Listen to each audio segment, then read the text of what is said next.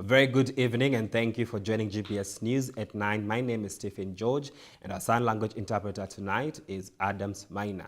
And now, President William Ruto has praised the collaboration between the Rural Electrification and Renewable Energy Corporation and county governments in accelerating electricity access in rural areas. Speaking in Kinjabi Village, Nambale constituency, he commended Busia Governor Dr. Paul Otuoma for making the highest financial contribution to rural electrification efforts through the Shilling for Shilling initiative. The program allows counties to contribute up to 5 million shillings per sub-county for electrification, with RERIC matching the funds while counties retain the authority to prioritize areas for connection. Now, so far, Busia County and RERIC have allocated 157 million shillings for electrification projects, with 17 counties signing memorandums of understanding under the Matching Fund program. RERIC CEO Dr. Rose Kamkamala stated that the initiative has raised 4 billion shillings for rural electrification, with the plans on board 6 more counties in the coming weeks. She expressed optimism that all counties will eventually participate in the program to enhance electricity access. Ndua stima hapa. Na wananchi wa Bungoma got one of the highest allocations for last mile connectivity. 2.5 billion. Hiyo pesa itabadilisha sura ya Bungoma. Mwananchi hata tembea kwa masoko kuchaji simu yake. Ukiwa na kompyuta yako utafanyia kazi nyumbani. Ukiwa na uwezo ya kufanya ile inaitwa cottage industries nyumbani, utafanyia hapa. Na hii stima tuitumie vizuri. Na ifahamike, wale wote wanahusika, gavana wetu ujue, connection of this electricity is absolutely free. Hakuna malipo. Ile mtalipa baadaye ni ile consumption mtakuwa nayo. Leo hapa tunaanzisha mpango ya kuunganisha stima kwa watu 28,000 wapya. 28,000 households zitaunganishwa na stima, na tayari tumeweka pesa shilingi bilioni 2.5 kuhakikisha ya kwamba hiyo stima inafika kwa manyumba ya wananchi hapa Bungoma 28,000. Kufikia mwisho wa mwaka huu tutakuwa na program number 3 ambayo sasa tutakuja kujua nani hajapata, kijiji gani haijafika, sehemu gani haijafikiwa, ndio tuhakikishe ya kwamba hii mambo ya kusambaza stima ifike kwa kila nyumba ya mwananchi. Katika hii mpango sio Bungoma peke yake, Kenya mzima tuko na mpango ya kuunganisha 464,000 households, na tumeweka pesa bilioni 36 kufanya hii kazi, kwa sababu tunataka kubadilisha Kenya, na Kenya haiwezi kubadilishwa kwa porojo ama kwa fitina ama kwa ukabila ama kwa chuki ama kwa migawanyiko. Tutaibadilisha kwa miradi na mipango ya maendeleo kama hii tunafanya hapa Dukulu siku ya leo. President William Ruto today embarked on an inspection tour of the Nasser Export Processing Zone Authority and the Busia County Aggregation and Industrial Park, now in Busia County. The visit highlights the government's ongoing efforts to boost industrial growth, enhance regional trade, and create jobs in key economic zones. His tour comes as a part of administration's broader agenda to strengthen Kenya's manufacturing and export sectors. Si ni project yenu? Si hapa tumeweka pesa ya serikali? Karibu milioni 500. President William Ruto visited the Nasser Export Processing Zone Authority and the Busia County Aggregation and Industrial Park, key sites in Kenya's push to drive economic growth and create sustainable employment. The president's tour is part of his broader initiative to strengthen industrial hubs and improve the country's export capacity. During the tour, the president emphasized the importance of these industrial zones in accelerating Kenya's manufacturing sector. By improving infrastructure and fostering trade in strategic locations, the government aims to open new doors for local businesses and increase export potential. Mahali tumetoka, mahali tunajenga export processing zone. Mahali ambapo vijana wetu watapata ajira. Busia County Aggregation and Industrial Park is expected to play a critical role in the region's development.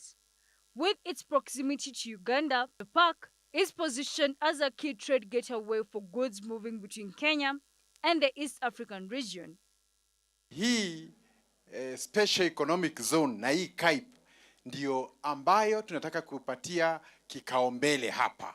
We want it to be the example in the rest of Kenya. President Ruto's administration is investing heavily in the growth of export processing zones like Nasewa, which aims to provide employment opportunities and attract foreign investments. These zones are also designed to enhance Kenya's role in regional and international trade, further integrating the country into global supply chains. With the inspection today, President Ruto has reaffirmed his commitment to transforming Kenya's industrial landscape as the country takes bold steps towards becoming a regional manufacturing hub.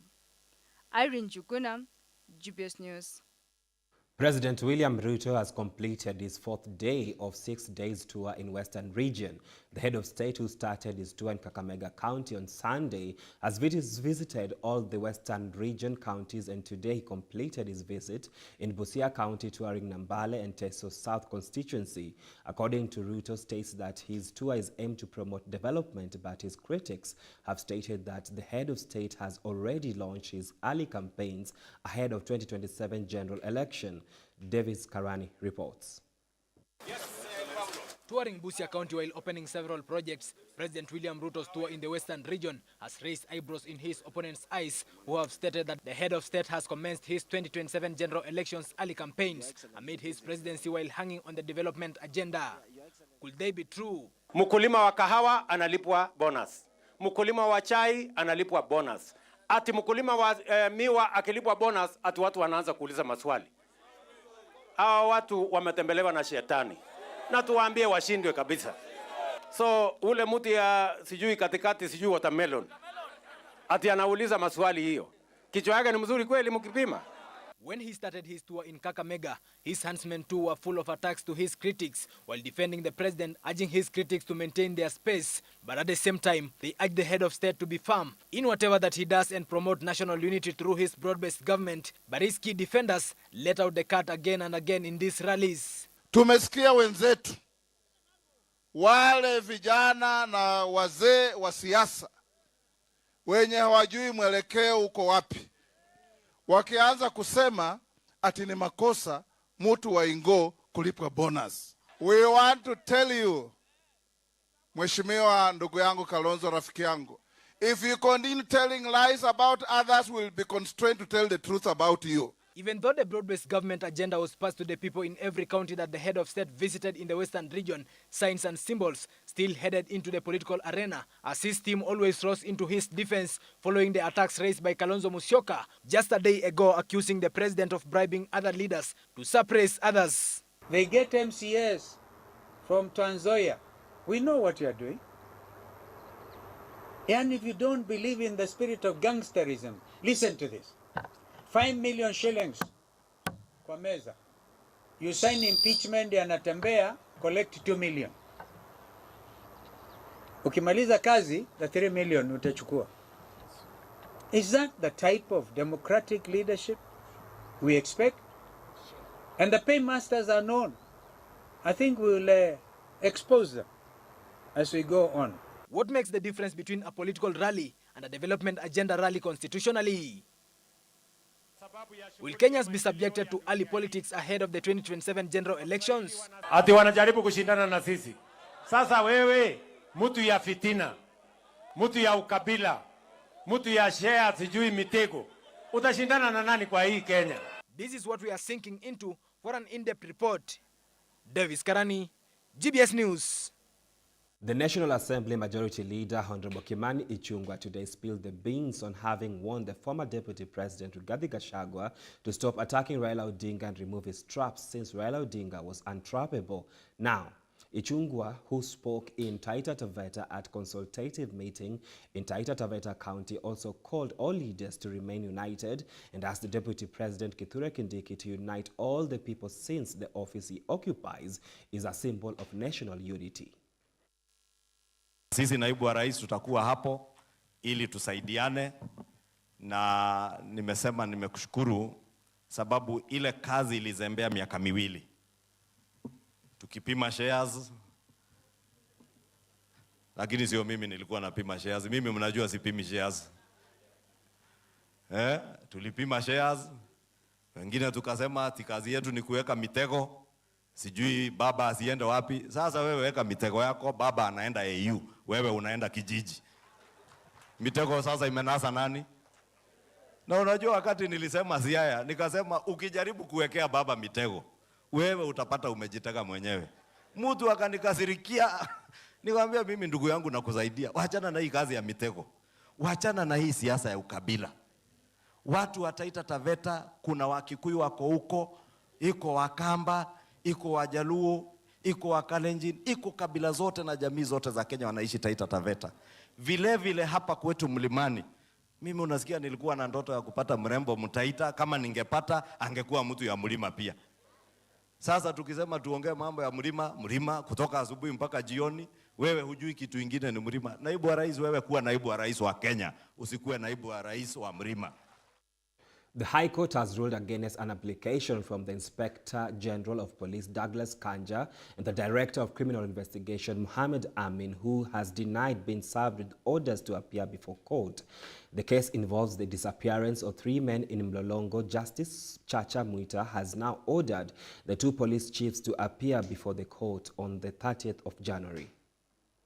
The High Court has struck out an application by the Inspector General of Police Douglas Kanja and the Directorate of Criminal Investigations Mohammed Amin, denying that they were served an order to appear before the court. The application was in relation to the case of 3 men allegedly abducted in Mlolongo. Justice Chacha Mwita has now ordered the 2 to appear before the court on January 30th, 2025. The High Court ruled that the Inspector General of Police and the Director of Criminal Investigations were properly served with court orders despite their claims of not receiving them. The orders require them to appear before the court to answer questions about the disappearance of 3 individuals in Mlolongo. Justice Chacha Mwita emphasized that the service of the orders through the official email of National Police Service is valid, noting that the email addresses of public officers are accessible to public, leaving no room for doubt regarding the identity of those served. Justice Chacha Mwita also stated that securing the lives of the missing men remains a priority for the court, adding that it will not be in the public interest to allow the application by the IG and the DCI. The High Court has now scheduled a hearing for January 30th, where the 2 police heads will be expected to respond to questions regarding the case. Through the emails were not received. The contention was that the email addresses used were not the last confirmed email addresses of the first and second respondents. The first and second respondents can only raise the issue of delivery receipt where they admit that the email addresses belong to them, but deny receiving the emails forwarding the pleadings. All persons are entitled to and enjoy equal rights under the Constitution. No one has superior rights over the other. The court is required to apply the proportionality test, balance the rights, and where necessary, give priority to the rights of the most vulnerable person. In this petition, the fate of the 2nd to 4th petitioners who were arrested by police officers on 16th of December 2024 is unknown. They were not produced before court as demanded by the Constitution, and their relatives do not know where they are. Securing their lives and safety, securing the lives and safety of the 2nd to 4th petitioner was and must remain of priority to this court. This decision is seen as a significant step in holding law enforcement accountable, especially in cases where there are concerns about police conduct. The High Court's firm stance in ensuring the officers appear before the court sends a clear message about the judiciary's commitment to justice and transparency. Triza Tiengo, GBS News. Kenya's Ministry of Health has announced that mpox cases in the country have risen to 36 following the confirmation of 5 cases in the past week. Health's PS Mary Muthoni revealed on Thursday that the new cases were reported in Kericho, Taita Taveta, Kilifi and Busia counties. In response, the ministry has ramped up border surveillance and plans to roll out vaccination targeting at-risk population to stop the spread. Mpox cases in Kenya have reached 36 after 5 new cases were confirmed in the past week, the Ministry of Health has announced. Speaking to the press on Thursday, Health Principal Secretary Mary Muthoni said that the 5 cases were reported in Kericho, Taita Taveta 1, and the most recent reported on January 21st in Busia 2 and Kilifi. To further strengthen the ongoing prevention measures, the ministry is set to roll out the Mpox vaccination targeting high-risk groups such as contacts of confirmed cases and population that are most at risk of contracting the disease. The media plays a critical role in the key intervention, and we therefore request that you provide accurate factual information to also curb Mpox vaccination infodemics. So far, Nakuru County has the highest number of infections with 10 cases, followed by Mombasa with 8 cases and Busia 3. Other counties with reported cases include Nairobi, Kajiado, Bungoma, Taita Taveta, Kericho and Kilifi with 2 new cases each. Makueni, Kiambu and Uasin Gishu counties have 1 case each.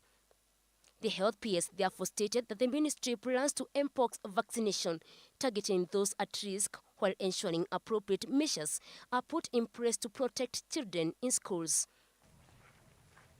The World Health Organization declared a global public health emergency after mpox outbreak was detected in the Democratic Republic of Congo in August 2024 that had spread to neighboring countries which have been most affected. Paris Kigo, GBS News.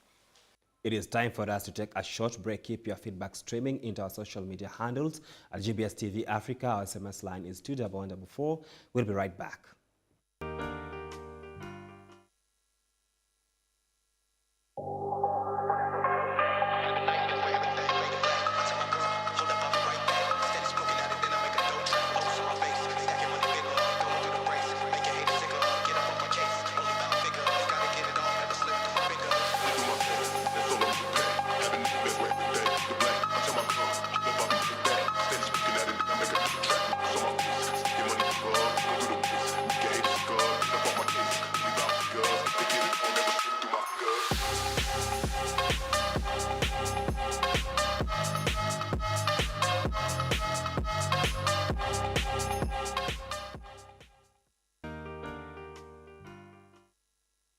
On today's topic, we are going to be talking about manipulation and gaslighting in relationships.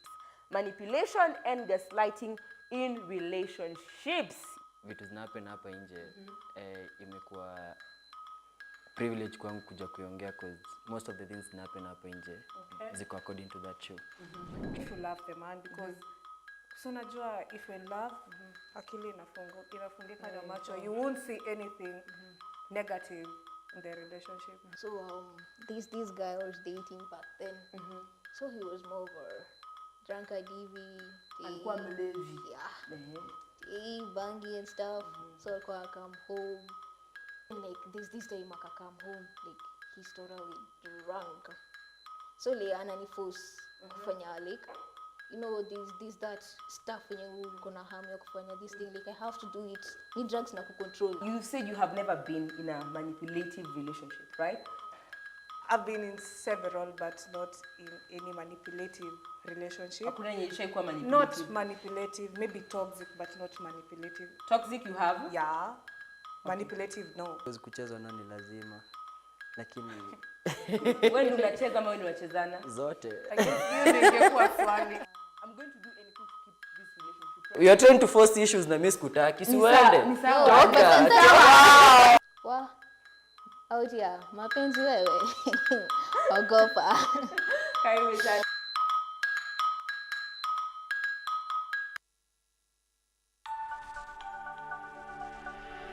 Everywhere, GBS.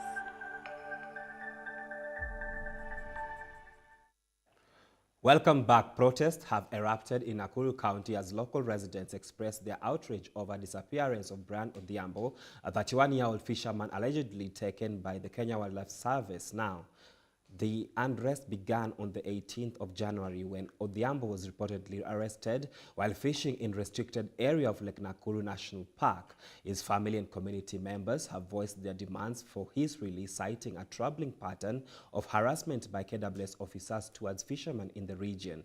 Susan Nganga with more on that developing story. Tensions flared on today as angry protesters set parts of Lake Nakuru National Park ablaze amid ongoing demonstrations regarding the disappearance of Brian Odhiambo. The local fisherman was allegedly taken by Kenya Wildlife Service officers on January 19 while fishing in a restricted area, and his whereabouts remain unknown. During the protest, at least 20 students from Kimathi Secondary School were hospitalized after police deployed tear gas to disperse the crowd, which had blocked roads and disrupted transport and business activities. Kimathi Primary, Flamingo. Kids are fainted. We have just salvaged some. Help us. What's your name, please? My name is Warren. Sorry? Warren, Elijah from Nakuru. We are trying to help kids. I just found kids are fainting in the school. Tear gas are all over. So many kids are fainted in school. I've just tried to help. Let me go back and save them. The situation escalated into violent confrontations, with reports indicating that one protester, Eliud Ochieng, sustained injuries from gunfire during the clashes. Mambo bado wanafaa watuelezee kwa sababu watu wengi wanapoteza ajira. Tear gas kama jana risasi imepata kijana tu very innocent na sio vizuri. Sasa mahitaji yetu na tegemeo yetu ni kufikia leo ni siku ya 3, tunafaa tukue tukijua kama Brian amepatikana ama hajapatikana. Brian's family and community members have expressed outrage, demanding his release for what they claim is a pattern of harassment by KWS officers towards fishermen in the area. Huyu firstborn wetu, watupe hata mwili, hajawakosea, so tupe tu ndugu yetu, hata tupe tu mwili tuone. The current situation seemingly exposed the ongoing conflicts over fishing rights at Lake Nakuru that have led to a series of deaths and disappearance. We'll still go there. Na watu watakuwa bado wanaenda huko kwenda kuvua kila wakati. So the only solution iweko vizuri vile jana itakuwa kama source of income.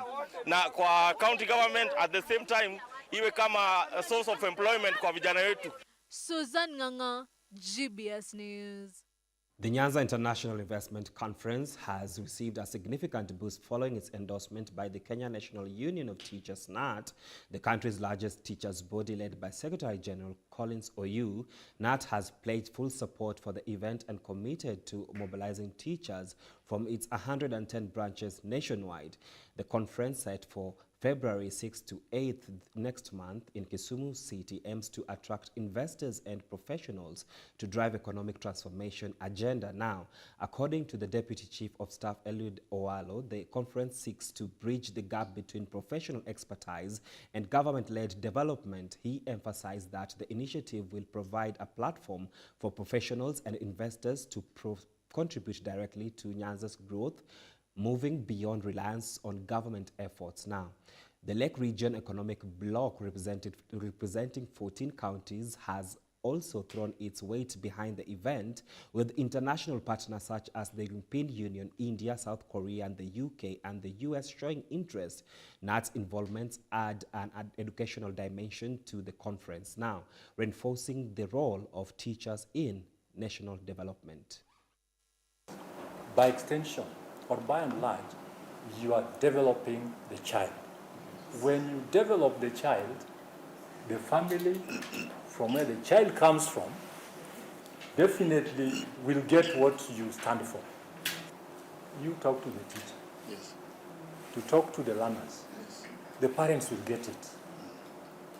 I want to say without hiding that picking on Kenya National Union of Teachers to be part of you will take us miles and miles ahead, and we shall not disappoint you. The recognition that you have for the teaching fraternity is one way of appreciating the teaching fraternity and also noting strongly that we can do a lot in assisting whatever agenda and also in development that should be driven. We are here and we are here to stay. We are here and we are here to develop. We shall support. Within Nyanza, we have got so many development plans, yeah, which espouse the development opportunities in that region. If you look at the Lake Region Economic Bloc strategic plan, you'll get the thematic areas of our development needs. The master plan, which has been developed by Lake Basin Development Authority, you will get the development needs there. We have so many papers. We have had also similar conferences before. But now we want to move from strategy to action. Is it possible that we can have a different investment conference that really comes up with tangible outputs in terms of engagement and even agreements that can translate into actual investment on the ground? Kenya's higher education institutions are set to enhance campus security through a new partnership with global security technology provider Hikvision. The initiative, unveiled at the Hikvision Safe Campus and Smart Education Open Day, aims to integrate advanced surveillance and smart security solutions in universities and colleges across the country. Speaking on behalf of Dr. Beatrice Muganda, the Principal Secretary for the State Department for Higher Education and Research, Rono, the parliamentary PS, called for collaborations between universities and tech-based security service providers. Higher learning institutions in Kenya are set to benefit from enhanced security measures following a partnership with Hikvision, a global leader in surveillance and security technology. Speaking in Nairobi today, Professor Daniel Mugendi, the Vice Chancellor, University of Embu, and also the Chairman of Vice Chancellor's Committee, emphasized the critical role of technology in ensuring the safety of students and faculty members. I encourage all of us to explore deeper collaborations with Hikvision and other technology providers in our quest to become smart universities. By adopting state-of-the-art artificial intelligence of things solutions, we can create safer and smarter campuses that enhance both security and the quality of education. Let us seize the opportunity to learn, engage, and implement transformative solutions that will secure the future of our institutions. The future of education is here. And it is smart, connected, and AI-driven. As we embrace these advancements, let us remain steadfast in our commitment to fostering a generation of skilled, innovative, and confident learners. The initiative will see Hikvision deploy artificial intelligence-powered surveillance cameras, biometric access control systems, and emergency response solutions in higher learning institutions. These technologies are designed to mitigate security threats such as unauthorized access, theft, and incidents of violence in campus. On his part, Hikvision Kenya's General Manager highlighted how smart security solutions are transforming campus safety worldwide. Kenya education is developing very fast, but compared with other countries, such as in China, in European, they are still long distance ahead, and we need to catch up as soon as possible. In some universities and in the class, they're still using the traditional blackboard. And in most of the countries, and not most, in some countries right now, it's already replaced by the smart interactive screens. They use the latest technology to easily teach the students. The students can easier to understand the content of the teacher. So there is also distance compared with some countries, but we are not very far. We can, I think, and through companies like Hikvision, and we came to here and we do contribution and we work with so many great universities together, we can speed up. Maybe after a few years, we'll also be on the top level. It's not been easy because number one, when something comes in the market, it is new. The notion of price comes to price. So when they bring in a certain product, they think it is very expensive. It is not affordable. And when you're talking about AI, there are things which have come in place right now, and they think it is very expensive. So even people to take the step to be able to embrace it, it has become a challenge. And that's why us as Hikvision, us as the intermediate between the system integrator and the manufacturer, we come in to offer support, to offer training, so that we may be able to bring out that notion that this thing is not that expensive, it is affordable, it is easy, and it gives you return of your investment. Several university administrators have already welcomed the initiative, citing security concerns that have plagued institutions in recent years, including examination malpractice. Issues like exam cheating and the need for real-time interaction during security breaches persist. This is where advanced technologies, such as those developed by Hikvision, come into play. By leveraging artificial intelligence of things, we can revolutionize campus safety with minimal human intervention, ensuring a positive, data-driven approach to security. There are many campuses which have a very large output in terms of what they give the students, but they're limited because our system of education is very, very traditional. Now, AI is here to stay with us. AI is here to change how we perceive things. AI is here to make education enjoyable so that we can give graduates who have skill sets to go out to the job market and improve their lives and the life of our country. Additionally, Hikvision Smart Education Solutions will offer digital classroom tools that enhance learning experiences through AI-assisted teaching, interactive learning boards, and remote learning capabilities. As Kenya continues to embrace digital transformation in education, stakeholders believe that secure campuses are a fundamental pillar for academic excellence. Hilary Kabila, GBS News, Nairobi. In a bid to enhance the operational readiness of Kenya police officers deployed to Haiti, the third contingent of National Police Service has commenced crucial post-deployment training. This initiative is aimed at equipping officers with the skills needed to tackle the local security challenges in Haiti, particularly the growing threat posed by gangs.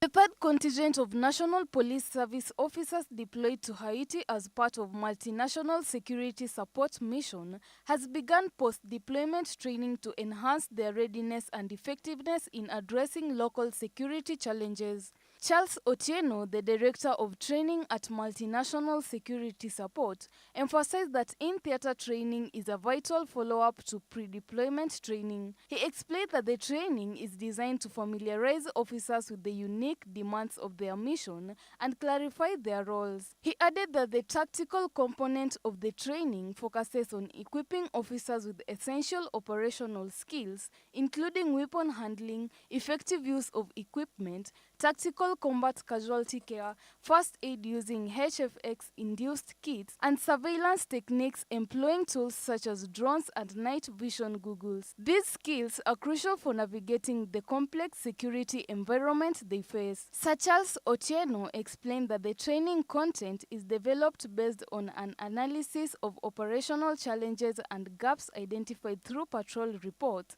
field experiences, and individual assessments. This ensures that the training is both relevant and tailored to the specific needs of the mission. Post-training evaluations are conducted to assess the effectiveness of the sessions and ensure the objectives are met. There back at home, we majorly deal with banditry and terrorism. But when we come to this Caribbean area, it has a major challenge of threats of gangs. So you must bring them to the dynamics of the local security challenges, the local security threats.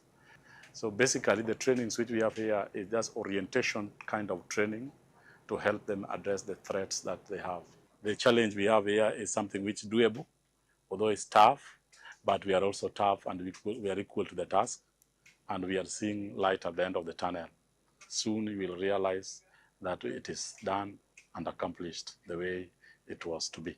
The NPS officers, in collaboration with their counterparts from the Haitian National Police, have been conducting both ground and aerial surveillance using drone technology to monitor their security situation and ensure the gangs who have been terrorizing Haitians do not gain control of these areas. Triza Tengo, GBS News. In the quiet village of Gituburi in Beren North constituency, Embu County, 4 families are now homeless after a dramatic and controversial eviction unfolded in the early hours of Wednesday morning. A private developer claiming ownership of the land demolished their homes under the supervision of local police officers. The shocking incident has left the community outraged and demanding for justice. We don't want the OCS of this station. It was around 3:50 a.m. when the tranquil silence of Kitebore village was shattered. A bulldozer, escorted by the Siakago police station OCS and 4 officers, descended on the homes of 4 families.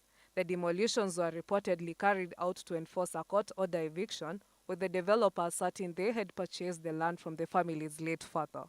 The chaotic operation left families scrambling to save what little they could. A young boy narrowly escaped death, trapped in a collapsing house before being rescued just in time. Witnesses described the scene as brutal, with walls torn down, properties destroyed, and lives upended. Local MP Geoffrey Rocco led hundreds of villagers in a march to the Siakago police station. Their demands were clear: answers, accountability, and the immediate removal of the officers involved. We have a procedure on the procedure to follow in terms of evictions. Yes. A procedure which was not followed. Yes. And a procedure which the police service has negated. The resident accused the authority of failing to ensure proper procedures were followed. Embu County Police Commander Samuel Muthamia later admitted there had been a breach in protocol and pledged administrative action against officers responsible. I know there are those families who are affected. Sisi manene ya koti are beyond us. Whatever court said, but kuna sile procedure tunatakiwa tufuatilie. There was some breach, a clear breach of what should have been done. And because of that, we are going to take administrative action and resolve the problems we have here. For now, families of Ketebore village remain homeless, grappling with the destruction of their ancestral home and searching for hopes amidst the rubble. Jay Kuria, GBS News. We are taking a short break. Keep your feedback streaming into our social media handles at GBS TV Africa. SMS line is 21144. Don't touch that dial. I'll be right back.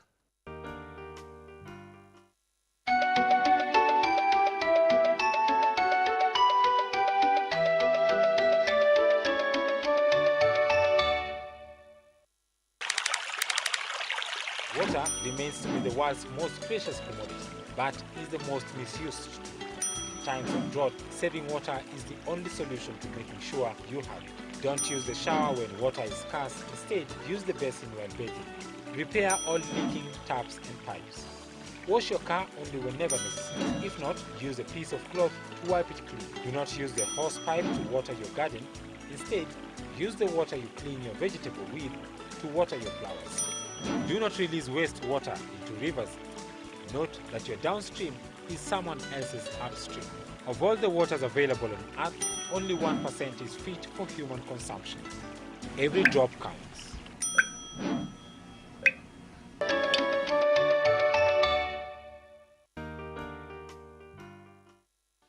So through the 4 gospel books, Matthew, Mark, and Luke, John, we can know the heart of Jesus in depth. 그리고 우리가 느끼는 그 예수님을 성경을 통해 느낄 수 있어서 너무 감사합니다. And the Jesus that we can feel him through the scriptures, and I'm very thankful about that. Jesus Christ came to this earth for our sins. 지셨고, he carried our sins. 십자가에 못 박혀 죽어 죄의 형벌을 당하셨고, and he was crucified and he received the punishment for sins. 무덤에 들어가셨다가, and he was put into the tomb. 사흘 만에 부활하셨습니다. and resurrected in 3 days. 이것이 우리가 말하는 복음입니다. This is the gospel that we speak. 예수님께 우리 죄를 위해 죽으신 이야기.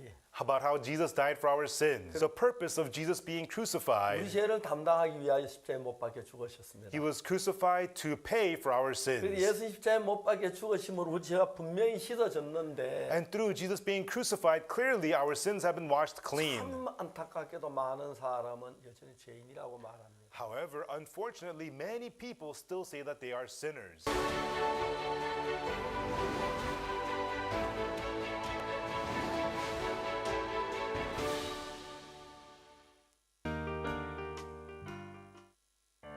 Hello everyone, I'm so much thankful to have this precious time to actually share with you the Word of God. When I was growing up and when I was attending church, my former church, I was taught that, you know, although I'm saved, but as I, when I commit sin, I become a sinner. And then when I become a sinner, again I repent my sin every day for it to be forgiven, so that I can be assured of salvation. But when I was living a life of trying to confess my sin each and every day, and believing that I'm a sinner, actually I could not have an assurance of my salvation in my heart. So I thought, and I was taught that my sin is, the deeds which I do outwardly. Until the time I came to realize, for sure, I'm a person who cannot really do good. The problem is not the deeds which I'm doing outwardly. The problem is the core. The core of my heart itself is evil. Jesus, what he did, he lived among us. And then he died on the cross because of our sin. And then he rose again. The reason why now he did not just resurrect and go to heaven, it is because of, to meet the disciple and to witness that, sin and death could not have any power in his life. He wanted to manifest that eternal life.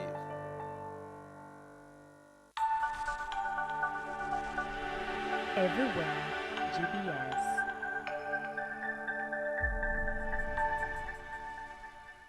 And welcome back now to the international news. Over 1 million people have fled the escalating conflict in Sudan, seeking refuge in neighboring South Sudan. The United Nations reports that this mass displacement highlights the growing humanitarian crisis fueled by the ongoing clashes between the paramilitary Rapid Support Forces and the Sudanese Armed Forces, which erupted in April 2023. The humanitarian crisis in Sudan has reached alarming proportions. Over 1 million individuals have crossed in South Sudan, according to the United Nations. The Jordan border point alone has seen more than 770,000 arrival in the past 21 months as family flees in the devastation of war. Most of the arriving in South Sudan are returning citizens, previously displaced by their own country's civil war. Their journey back is met with incredible generosity from local communities who, despite their limited resources, are sharing what little they have. However, the strain is showing. In Drake County, transit center built for fewer than 5,000 people are now overwhelmed, housing over 16,000. Essential resources like healthcare, water, and shelter are critically overburdened. UNHCR Sana Abdallah Omar calls for urgent global intervention, stating, "The influx over 1 million people is a striking and alarming figure. While the people of South Sudan are showing remarkable kindness, they cannot shoulder this burden alone." The United Nations is appealing for increased international aid to support both the displaced and host communities, warning that without immediate action, the situation might spiral further into catastrophe. For the million displaced in this conflict, hope lies just not in survival, but in the global community stepping forward to provide the support they desperately need. Joy Kuria, GBS News. The crew of the Galaxy Leader, a Bahamas flag vessel seized over a year ago off the Yemeni coast, has been freed by Yemen's Houthis now. The release comes after a year-long detentions in the context of newly established ceasefire between Israel and Palestinian military group Hamas in Gaza. Here is more on the scene. The crew of 25 members, including nationals from Bulgaria, Ukraine, the Philippines, Mexico, and Romania, were handed over to Oman in a move coordinated with the recent Gaza ceasefire. The Houthi group explained that the release was part of their solidarity with Gaza and support for the ceasefire agreement. The Galaxy Leader was seized on November 19, 2023, and escorted to the Hudaida port in the Houthi-controlled North Yemen. The Houthis, who have been engaged in over 100 maritime attacks since November, explained that these actions were motivated by a desire to show solidarity with Palestinians in the face of Israeli military actions in Gaza. The Houthis have also repeatedly stated they are ready to act if Israel escalates the situation. The Houthis' attacks have caused significant disruption to global shipping, requiring companies to reroute ships around southern Africa, resulting in higher costs and delays. The release of the Galaxy Leader crew underlines the complexity of the conflicts that intertwine geopolitical interest and human rights. While it is a victory for the crew and their families, the attacks and disruptions in the Red Sea reminds us of the consequences of military escalations. The road to stability in the region remains fraught with tensions, and the international community must continue to push for accountability and peaceful solution, not only to protect innocent lives, but to maintain the integrity of global shipping and trade. This is Abdihamid Ali, GBS News. Burkina Faso, Niger, and Mali are set to launch a joint 5,000-strong military force to combat jihadist violence in the Sahel region. Now, this unified force, nearly operational, will combine aerial, ground, and intelligence capabilities to tackle escalating threats from jihadist groups. The three countries, which have distanced themselves from France following recent coups, formed the Alliance of Sahel States and aim to bolster security in the region. Three junta-ruled countries in Africa's Sahel region will join forces to create 5,000-strong unit to fight the jihadist violence that has for years plagued the nations. Burkina Faso, Niger, and Mali will create a unified force within weeks. The three nations are former French colonies, where the military deposed civilians' administration in patches between 2020 and 2023. Following the coups, the three countries distanced themselves from France and last year formed a confederation, the Alliance of the Sahel States. Taken together, the three countries are sprawled over an area of some 2.8 million square kilometers, roughly 4 times the size of France in Africa's northwest. Each has been racked by attacks by jihadists allied with either Al-Qaeda or Islamic State for a decade, violence that government has not been able to eradicate despite help from French forces.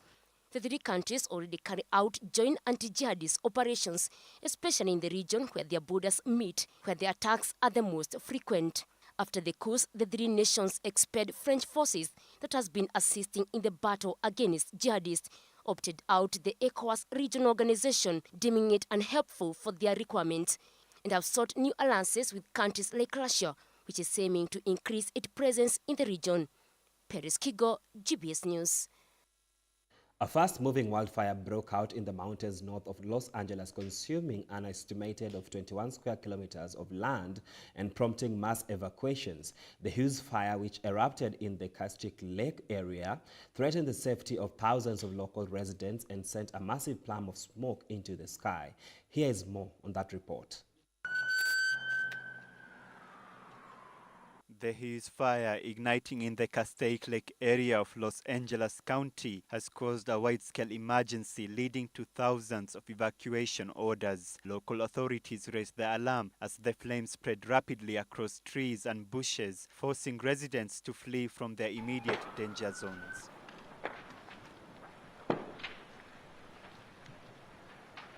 With strong Santa Ana winds fanning the fire, crews from the Los Angeles County Fire Department have been working around the clock to combat the blaze and keep it from moving towards more populated areas. Evacuation orders impacted over 180,000 people, with authorities urging everyone in the area to leave immediately.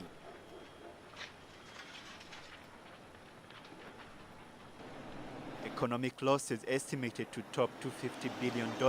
Firefighters continue to battle the flames as the residents of Castaic and the surrounding communities watch on with uncertainty. With more and more communities facing such deadly fires, the question remains, how will authorities respond to this escalating crisis, and what can be done to mitigate the impact of these frequent and destructive disasters? The long-term effects on both the environment and the people affected by these fires will be far-reaching, demanding urgent action and resilience in the face of climate-driven extreme weather events. This is Abdi Hamid Ali, GBS News.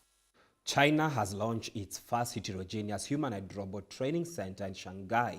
The Keeling training ground is poised to revolutionize robotics, AI, and the machine learning, aiming to train hundreds of robots in the coming years to support critical sectors like manufacturing and public services. A groundbreaking move for the robotics industry, China has unveiled its first heterogeneous humanoid robot training center in the Pudong district of Shanghai. The Keeling training ground is designed to advance the development of humanoid robots that focus on AI and machine learning. The training center will collaborate with local robotics firms to create a vast dataset of 10 million high-quality physical data entries by 2025. This data will help improve the performance and practical application of humanoid robots in various sectors, including manufacturing, healthcare, and public services. With this advancement, China continues to lead the way in humanoid robotics itself at the forefront of technological innovation and reshaping the global landscape for artificial intelligence. Irene Juguna, GBS News. Civil rights advocates are sounding the alarm after President Donald Trump signed executive orders this week to eliminate federal diversity, equity, and inclusion programs, with plans to pressure the private sector to follow suit. Critics argue that these measures will undermine progress towards equality and exacerbate existing inequities. Now, Abdi has more. President Trump's executive orders ordered the dismantling of federal diversity programs and placed employees working with this initiative on paid leave. Trump and his supporters claim that such programs distracting from merit-based hiring and promotions. However, opponents, including civil rights advocates, argue that DEI programs are essential to combating systemic racism and provide underrepresented groups, including women and ethnic minorities, with opportunities that they otherwise lack. Trump has also targeted the private sector, signed a separate order pressuring companies with government contracts to abandon DEI and avoid hiring based on race and gender. The executive orders have revoked policies dating back to 1965 that focused on equal employment opportunities and effort to balance workforce demographics. Civil rights leaders like Sindhu Thomas George, founder of Shakti Training, have expressed surprise and disappointment, noting that studies have consistently demonstrated the business benefits of DEI programs. Surprised because Donald Trump is supposed to be a great businessman, and there has been decades of studies that have proven that DEI is good for business, right? DEI is not about affirmative action. It's about helping to co-create a culture and a workplace that everyone can thrive regardless of your identity. Dr. Nicole Avant, CEO of Avant Consulting Group, worries that the president's explicit attack on this initiative will only fuel resistance and drive people to advocate for equity even more strongly. That people will engage more in this work because they see, like, oh gosh, he is very explicit. He's not implicit in his, his white supremacist ideals. It is very much so in your face. And I think that that will encourage people to fight back. Trump's decision to end diversity, equity, and inclusion initiatives through executive orders marks a significant turning point in the fight for equality in the U.S. While supporters argue that such policy favors discrimination, critics believe they are essential for remedying historical injustices and promoting a fairer society. The question now is whether these measures will further divide the country or spur a larger movement to advocate for inclusion and equal opportunity. As the debate intensifies, the future of DEI in the U.S. will likely shape not only the workplace but the nation's commitment to true equality for all. This is Abdi Hamid Ali, GBS News. And now to our favorite segment of the show, the sports news. Let's get sporty.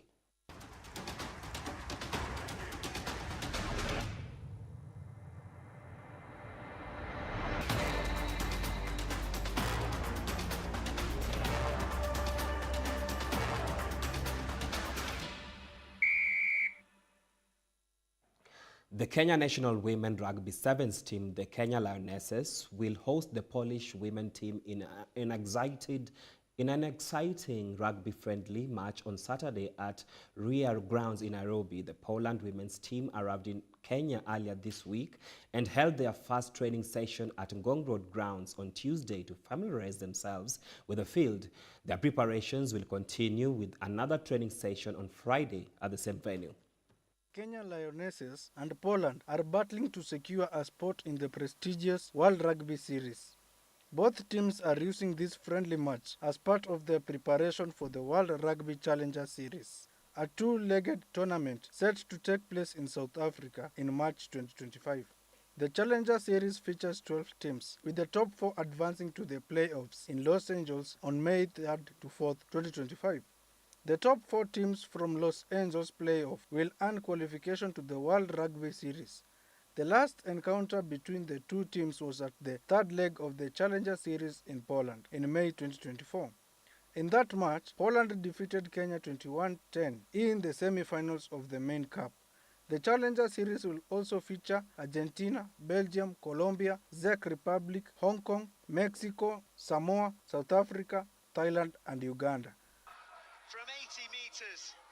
Reporting for GBS TV, I am John Kinyanjui. Manchester City has signed Egypt forward Omar Mamouche from the Frankfurt for a reported initial fee of around 70 million euros. The 25-year-old, whose contract is understood to include a potential further of 4.2 euros in millions in add-ons, has signed a 4.5-year contract until June 2029. With the Premier League champions, Mamouche is City's third signing of January transfer window following the arrivals of defenders like Abdul Qadir. Omar Mamouche began his career with Wadi Degla in the Egyptian Premier League before signing for VfL Wolfsburg in 2020. He had loan spells at FC St. Pauli and VfB Stuttgart before his 2023 move to Frankfurt, for whom he scored 37 goals and made 20 assists in 67 games. Mamouche has scored 15 goals in 17 Bundesliga games this season, second only to England captain Harry Kane 16 for Bayern Munich. Mamouche's arrival is slightly different to those of Reis and Kusanov in that the Egyptian is filling the void left by the sale of Julian Alvarez to Atletico Madrid rather than to eventually replace older players with time to bed in. He has scored 20 goals in all competitions for Frankfurt over the first half of the campaign. Mamouche's arrival at Etihad Stadium comes during a frustrating season for Manchester City. City, champions for the past 4 seasons, are currently 5th in the Premier League, 12 points behind leaders Liverpool, having played a game more. Defeat at Paris Saint-Germain on Wednesday has also left Pep Guardiola's side in danger of missing out on the Champions League knockout stages. Reporting for GBS TV, I am John Kinyanjui. Adams Maina, welcome back on air. It's been a while. You're welcome. How do you say it in sign language?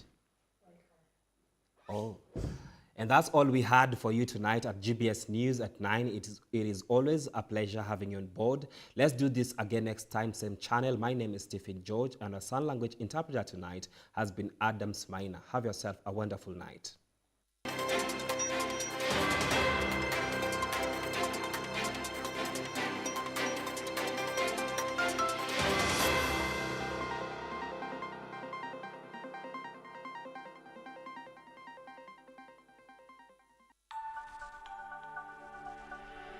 Everywhere, GBS.